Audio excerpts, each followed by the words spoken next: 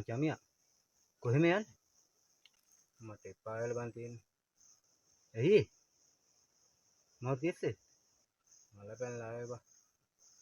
බලංකො මට වෙලා තියෙන වැඩේ. හරි හරි බලංකො වාඩිවන්කො. මේ අතන උඩින් වාඩිය.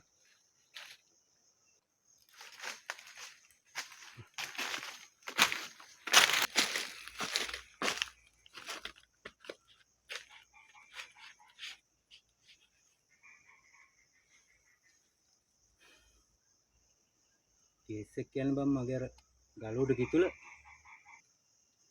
ඔව්. ඒක මං මල හැදුවනේ.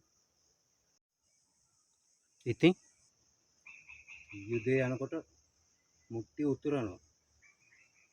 දැන් එනකොට මොකක් කර බාහින් පැනලානේ. අම්මා කොහොමද ඒ වෙලාවේ අහු වුණා නම් ගහමුලම් දාගෙන අහවල වැඩක් කළා පස්ස බලන්න. ඔන්න මට ගන්න රාපල් කට්ටක් තියෙන බොන්න.